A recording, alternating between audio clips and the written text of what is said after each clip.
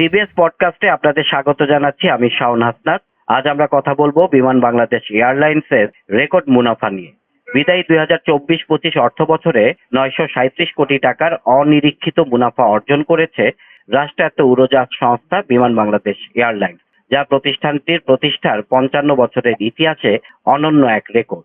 কিভাবে এই সাফল্য অর্জন করেছে বিমান, সে বিষয়ে কথা বলতে আমাদের সঙ্গে যোগ দিয়েছেন বিমান বাংলাদেশ এয়ারলাইন্সের মহাব্যবস্থাপক জনসংযোগ ABM রওশন কবির। জনাব কবির, আপনাকে স্বাগত জানাচ্ছি। জি, ধন্যবাদ।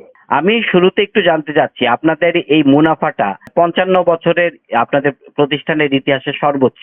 আপনি যদি এই বিষয়ে একটু আমাদেরকে একটু বিস্তারিত জানান। বিমান বাংলাদেশ এয়ারলাইন্স এই নামে এটি 1972 সালে এটি যাত্রা শুরু করে। এ পর্যন্ত আমরা 55 বছরে 26 বার আমরা প্রফিট করেছি এবং এবার রেকর্ড পরিমাণ আয় করেছি এবং প্রফিটও করেছি। এবার আমরা প্রায় 11,631 কোটি টাকা আমরা আয় করেছি। তো আমাদের এই আয়ের মধ্যে এখানে প্যাসেঞ্জার সার্ভিস রয়েছে, কার্গো সার্ভিস রয়েছে, আপনার গ্রাউন্ড হ্যান্ডলিং রয়েছে, এরপর আমাদের ক্যাটারিং সার্ভিস রয়েছে, প্রেস রয়েছে, এরপর আমাদের পোল্ট্রি কমপ্লেক্স রয়েছে। অর্থাৎ আমাদের যতগুলো সার্ভিস রয়েছে সব সার্ভিসের যে আমাদের কর্মকর্তা কর্মচারী রয়েছে তাদের কর্মের ফলাফল হচ্ছে এটি। আর আপনার এখানে একটা বিষয় বলে রাখি, সেটি হলো যে এর আগে 21-22 অর্থ বছরে 440 কোটি টাকা বিমান লাভ করেছিল। এবার সেটাকে ছাড়িয়ে গেছে এবং আপনার অ্যাকুমুলেটেড যে প্রফিট সেটিও আপনার 589 কোটি টাকা। অর্থাৎ বিমানের জন্মলগ্ন থেকে এখন পর্যন্ত কোনো সময় বিমান লাভ করেছে, কোনো সময় লস করেছে। তো এই লসকে ছাপিয়ে আজকে আমরা 2025 সালে এসে বলছি যে আমাদের যে পুঞ্জীভূত যে প্রফিট সেটি হচ্ছে আপনার 589 কোটি টাকা।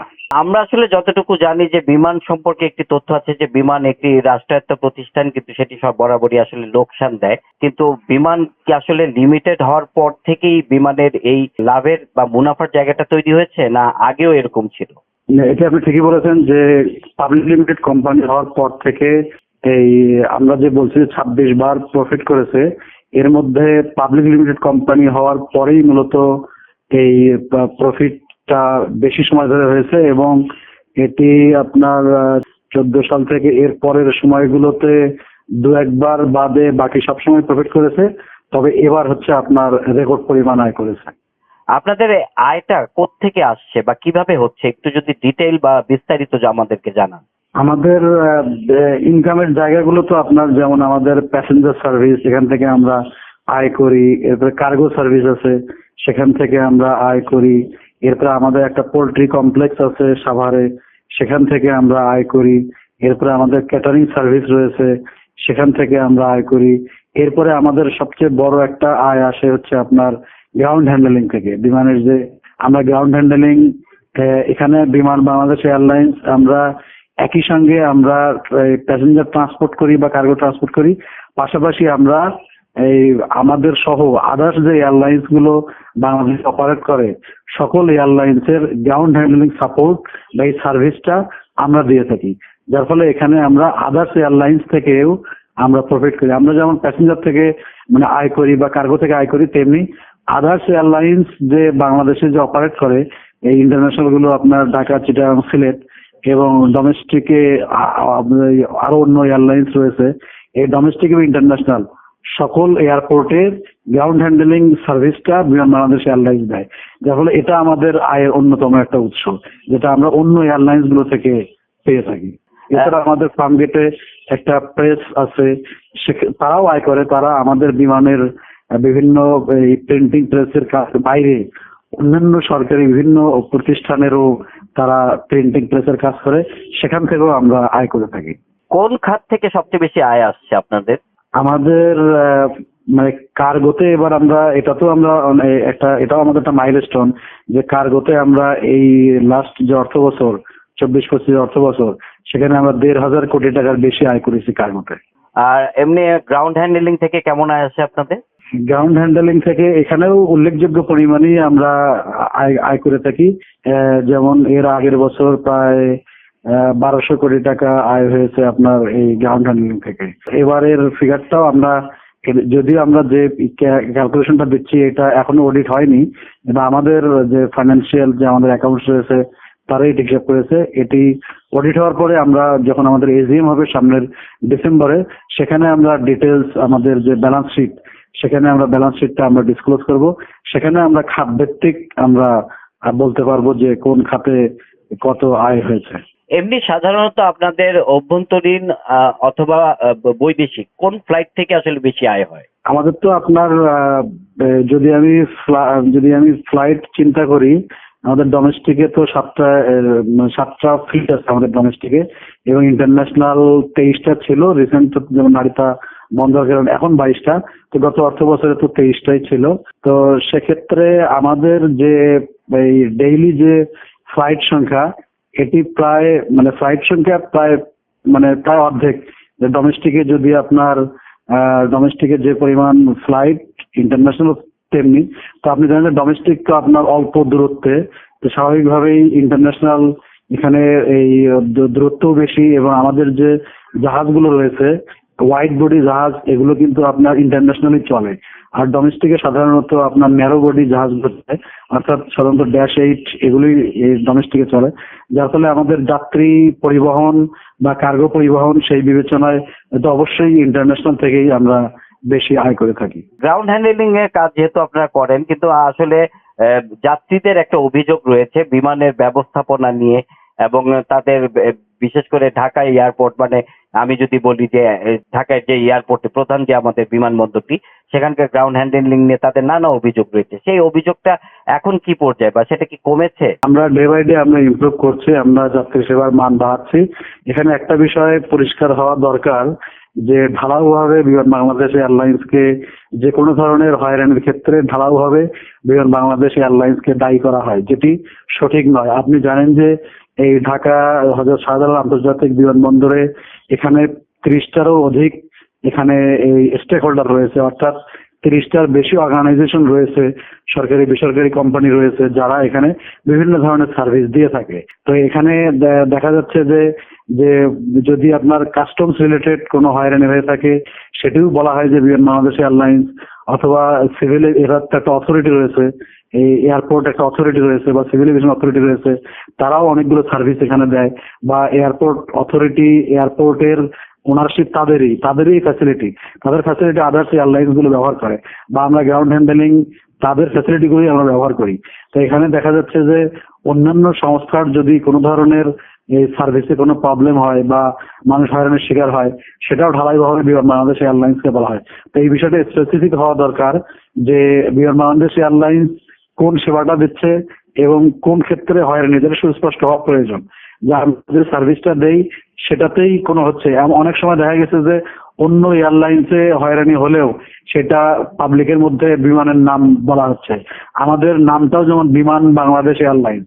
সাধারণত যখন এগুলো নিউজ সোশ্যাল মিডিয়া, বিশেষ করে সোশ্যাল মিডিয়া বা ফেসবুকে যখন কেউ লেখে, তারা বিমানের একটা ছবি দিয়ে যে কোনো ধরনের নিউজ করে। অন্য কোনো এজেন্সির ত্রুটি বিচ্যুতির বিষয়গুলো বা তাদের যে তাদের ক্ষেত্রে যদি কেউ হয়রানির শিকার হয়, সেটাও বিমানের নামে চাপিয়ে দেওয়া হয়, যেটা মোটেও সঠিক নয়।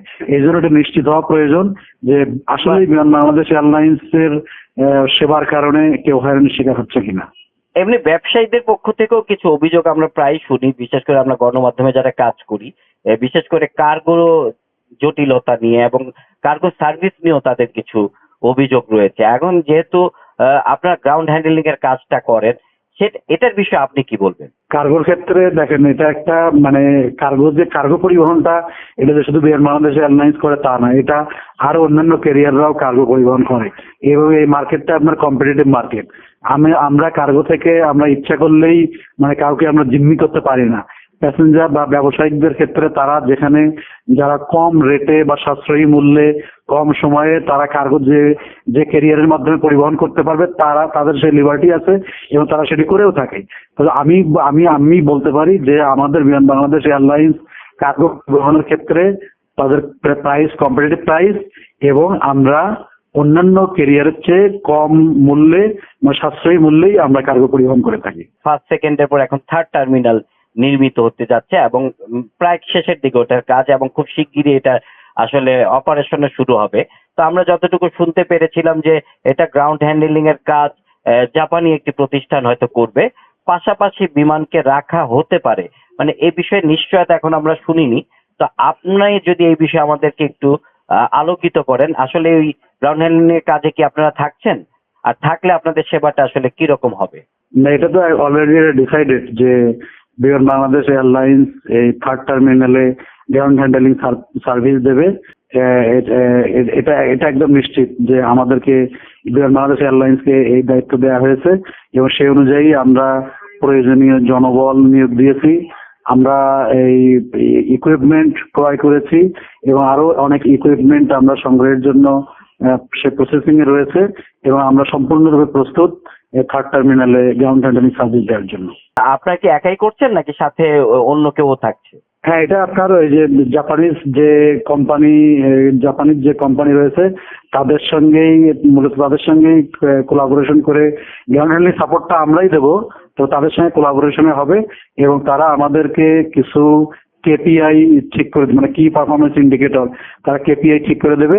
এই কেপিআই গুলো আমরা যদি অ্যাচিভ করতে পারি তাহলে ভবিষ্যতে বিমান বাংলাদেশ এয়ারলাইন্স এই গ্রাউন্ড হ্যান্ডলিং সার্ভিসটা আবারও, এই চুক্তিটা আবারও এক্সটেনশন হবে। তো সামনে যদি থার্ড টার্মিনাল চালু হয় এবং আপনারা গ্রাউন্ড হ্যান্ডলিং করেন, সেক্ষেত্রে আপনারা মনে করেন যে আপনাদের এই সংস্থার মুনাফা কতটা বাড়তে পারে? এটা ডিপেন্ড করবে এই যে থার্ড টার্মিনাল চালু হওয়ার ফলে যে এখন বর্তমানে প্রতিদিন যতগুলো ফ্লাইট এখানে ওঠানামা করে, থার্ড টার্মিনাল চালু হওয়ার পরে নিশ্চয়ই এই সংখ্যাটা বাড়বে। তো এটা নিশ্চয়ই এটা তো অবশ্যই এই থার্ড টার্মিনাল এই প্রকল্প নেওয়ার আগে এটা অবশ্যই স্টাডি আছে যে এই ফ্যাসিলিটিটা সম্পূর্ণরূপে যখন আমরা ব্যবহার করতে পারবো তখন কি পরিমাণ যাত্রী আসবে, যাত্রীর পরিমাণ কি পরিমাণ বাড়বে, অথবা এই আপনার ফ্লাইট আরো কি পরিমাণ বাড়বে। তো যে যদি ফ্লাইট তো অবশ্যই বাড়বে, এই যাত্রী, ফ্লাইট এবং কার্গো এগুলো তো ক্যাপাসিটি যেহেতু বাড়বে, আমরা নিশ্চিত করেই বলতে পারি যে সেই ক্ষেত্রে ফ্লাইটের সংখ্যাও বাড়বে, নতুন হয়তো আরো অনেক এয়ারলাইন্স আসবে বা এক্সিস্টিং যে এয়ারলাইন্স গুলো রয়েছে তাদের ফ্লাইটের সংখ্যাও বাড়বে। সেক্ষেত্রে অবশ্যই গ্রাউন্ড হ্যান্ডলিং এর সেই অনুপাতে আমাদেরও ইনকাম অবশ্যই বাড়বে।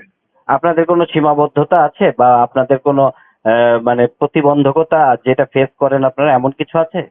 থার্ড টার্মিনাল গ্রাউন্ড হ্যান্ডলিং বিষয়ে আমাদের যে সকল সীমাবদ্ধতা ছিল সেগুলো তো আমরা অলরেডি কাটিয়ে উঠেছি এবং কাটিয়ে উঠেই যেমন আমাদের জনবলের সংকট ছিল, আমাদের ইকুইপমেন্টের স্বল্পতা ছিল, সেগুলো অলরেডি আমরা কাটিয়ে উঠেছি। আমরা এই থার্ড টার্মিনাল কেন্দ্র করে এই লাস্ট আপনার বিগত 1 বছরে প্রায় 1100-এর মতো জনবল আমরা নিয়োগ দিয়েছি। এর মধ্যে আপনার এই বিভিন্ন কাউন্টারে সার্ভিস দেওয়ার জন্য এখানে একটা উল্লেখযোগ্য সংখ্যক এমপ্লয়ি নিয়োগ দেওয়া হয়েছে। এছাড়া আপনার অনেক ইকুইপমেন্ট অলরেডি পারচেস করা হয়েছে এবং আরো পাইপলাইনে আরো কিছু ইকুইপমেন্ট রয়েছে, যার ফলে আমাদের এই মুহূর্তে এইটা অপারেট করার জন্য আমাদের কোনো সীমাবদ্ধতা নাই। আমরা সকল সীমাবদ্ধতা এটাকে আমরা জয় করেছি এবং আমরা প্রস্তুত রয়েছি। জি, আপনাকে অসংখ্য ধন্যবাদ আমাদেরকে সময় দেওয়ার জন্য। জি, ধন্যবাদ।